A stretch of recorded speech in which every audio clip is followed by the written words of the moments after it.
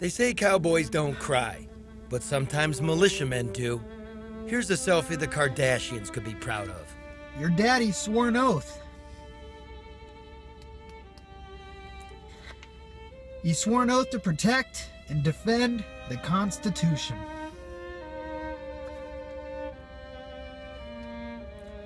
Against all enemies, foreign and domestic.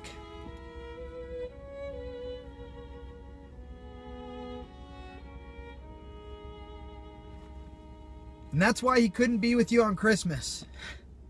A month before his Carpool confessional, John Ritzheimer had never heard of this dreary little patch of bird preserve high in the Oregon desert. But today, he's prepared to die for it. What do you say to the people watching? They know that you're a nut. Well, all they need to do is if they think they know me from social media, they don't know me. Are you dangerous? No, I'm not dangerous. But dangerous to those that would infringe on people's rights and then yeah, threaten the people with violence? Absolutely. Then I become very dangerous. Many of the anti-government militiamen don't work. They've got government loans and disability checks, and their women are back in the big cities bringing home the bacon while they're up in the wilds playing soldier. It's our federal government. But you're not a citizen of the state. Who asked you to come? People are in distress here. People are in distress here.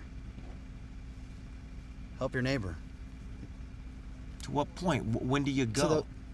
They don't see the town. Some people when do support when they you, don't some need help. don't. When they don't need help. When they don't need help being lifted up back off the ground from being trampled by this federal government. When do you determine that to be the case? We'll see it. To demonstrate the incapacity of the federal government. To be clear, there's no love for the federal government here. It owns half the land, and 2 local ranchers were recently sent to prison for setting fire to it. Nevertheless, the townfolk don't want the help of the uninvited occupiers or their guns.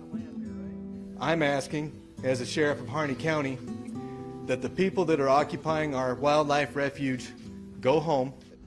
But dude, everybody's mad at the government. Everybody in the country's mad at the government. Why are you gonna Wait, let me ask. Everybody's mad at the government. Why are you gonna pick up a gun and point it at your brother? I didn't point it at my brother. But it could come to that. I didn't point it at my brother. But it could come to that. You know what I mean? That's what's going down. I didn't point it at my brother. I have not pointed a gun at anybody But yet. you might. If it's pointed at me. A right-wing extremist occupation of unemployed men doesn't pay for itself. Supporters trickle in from Alabama and Michigan, bringing cash and clean socks and coffee creamer. There's a lot of angry people in America. What the hell are you doing out here? Standing with my brothers and sisters, man. This is not just this fight, man, but the fight for all corruptness in the government, man. So you're just, it ain't really about ranching rights. You're just sick of the government? Sick of the government and the corruption in the government.